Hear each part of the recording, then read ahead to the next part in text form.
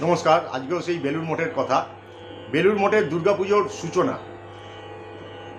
স্বামীজি যখন বেলুড় মঠে দুর্গাপুজো নিয়ে চিন্তা করছিলেন, সে সময় স্বামী ব্রহ্মানন্দ স্বপ্নে দেবী দুর্গার দর্শন পান।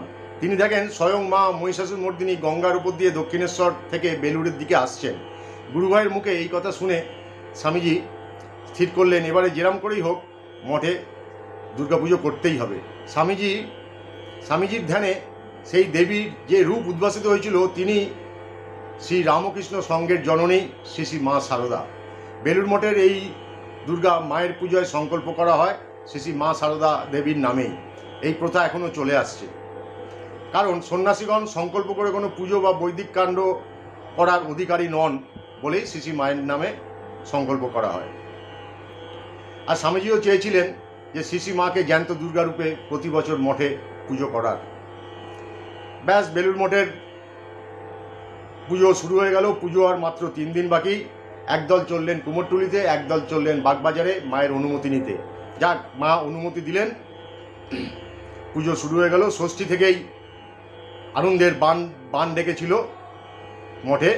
এই পুজোর নিমন্ত্রিত ছিলেন রামকৃষ্ণদেবের গৃহী ভক্তগণ, এছাড়া বেলুড়, বালি, উত্তরপাড়ার নৈষ্ঠিক ব্রাহ্মণ ও ভক্ত শত শত লোকেদের আমন্ত্রণ জানানো হয়েছিল। পুজোয় পশু বলির বিকল্পে রূপে ফল বলি উৎসর্গ করা হয়।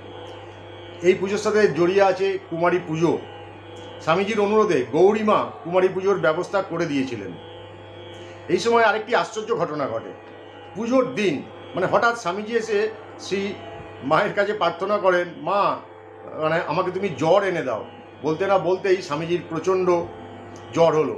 শ্রী মা চিন্তিত হলেন। স্বামীজি বললেন, কোনো চিন্তা নেই মা, আমি সেধে জ্বর নিলাম এই জন্য যে ছেলেগুলো প্রাণপণ করে তো খাটছে, কোথাও যদি ত্রুটি তো হচ্ছেই, ত্রুটি সেটা আমি দেখতেই পাচ্ছি, কিন্তু সেটা আমি রেগে যাব, বকবো, ওদেরও কষ্ট হবে, আমারও কষ্ট হবে, তাই আমি জ্বর নিয়ে নিলাম।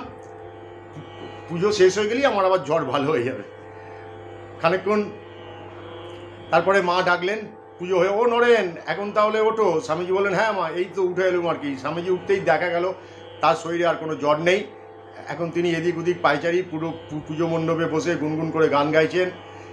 সদানন্দ কালী মহাকালের মনোমোহিনী, তুমি আপনি নাচো, আপনি গাও, আপনি দাও মা করো তালি। স্বামীজির প্রবর্তিত সেই পুজোতে এখনও বেলুড় মঠের শ্রী শ্রী মায়ের নামেই সংকল্প করা হয়। স্বামীজির সেই চিন্ময়ী জ্যান্ত দুর্গা মা শারদার মৃন্ময়ী বিগ্রহে অবস্থান করে ভক্তদের পুজো গ্রহণ করেন। প্রণাম ঠাকুর, প্রণাম মা, প্রণাম স্বামীজি।